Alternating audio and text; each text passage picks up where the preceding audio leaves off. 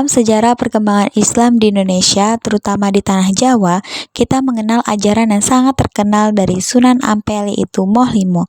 Di video kemarin, kita sudah membahas 3 moh, yaitu Moh Main, Moh Ngambe, dan juga Moh Madon. Di video kali ini, kita akan membahas 2 moh lagi, yaitu Moh Malin dan juga Moh Madat. Nah, 2 larangan penting yang dulu menyelamatkan masyarakat dari kerusakan sosial dan sekarang tetap relevan sampai kapanpun. Yang pertama, kita bahas moh maling, yaitu jangan mencuri. Zaman dulu, sebelum Islam datang, tindakan mencuri lumayan sering terjadi karena kondisi ekonomi dan kurangnya aturan yang tegas. Sunan Ampel melihat ini sebagai masalah sosial yang besar. Beliau tidak langsung menghakimi, tapi memberikan pesan dengan bahasa sederhana, yaitu moh maling, yang artinya aku tidak mau mencuri. Kenapa beliau tidak bilang jangan mencuri? Karena Sunan Ampel ingin masyarakatnya itu menolak perbuatan buruk dari kesadaran diri, bukan karena takut dihukum. Allah berfirman dalam Quran Surah Al-Ma'idah ayat 38, laki-laki yang mencuri dan perempuan yang mencuri, potonglah tangan keduanya sebagai balasan atas apa yang mereka kerjakan. Ayat ini menunjukkan betapa beratnya dosa mencuri, bukan karena Allah kejam, tapi karena mencuri merusak keamanan, kepercayaan, dan ketenangan masyarakat. Rasulullah SAW juga bersabda, tidak halal harta seorang muslim kecuali dengan kerelaan hatinya. Hadis riwayat Tirmizi. Sunan Ampel ingin mengubah masyarakat agar merasa malu mengambil yang bukan haknya, dan ajaran itu berhasil hingga kini. Kata maling masih dipakai orang Jawa sebagai istilah mencuri.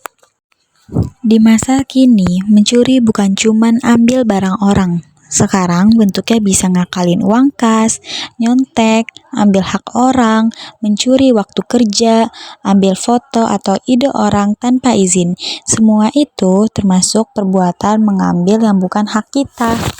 Nah, selanjutnya kita bahas tentang Moh Madat, yaitu jangan menggunakan narkoba. Di masa Sunan Ampel, masyarakat Jawa sudah mengenal madat atau candu opium, salah satu zat yang memabukkan yang membuat orang hilang kendali. Sunan Ampel melihat efeknya sangat merusak, yaitu merusak tubuh, melemahkan akal, membuat orang malas, dan menyebabkan banyak dosa lainnya. Karena itu, lahirlah ajaran Moh Madat atau aku tidak mau memakai narkoba, seperti larangan mabuk. Tujuan utamanya adalah menjaga akal dan juga kesehatan, karena akal adalah anugerah terbesar manusia. Allah berfirman dalam Quran Surah Al-Baqarah ayat 195, dan janganlah kamu menjatuhkan dirimu sendiri ke dalam kebinasaan. Madat, narkoba, zat adiktif, semua termasuk hal yang merusak diri.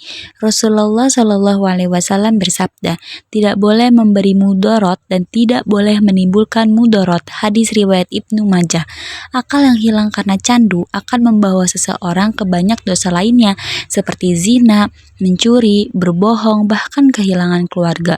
Sunan Ampel memilih kata madat karena itu istilah lokal yang langsung dipahami oleh masyarakat sekitar. Ajaran Moh Maling dan Moh Madat bukan hanya larangan, tapi ajakan untuk menjaga kesucian hati, keamanan masyarakat, kesehatan jiwa dan raga, dan juga amanah dari Allah. Sunan Ampel memakai bahasa sederhana supaya semua orang bisa mengamalkan tanpa rasa terpaksa. Jauhi mencuri, jauhi madat, supaya hidup penuh berkah dan hati tetap bersih.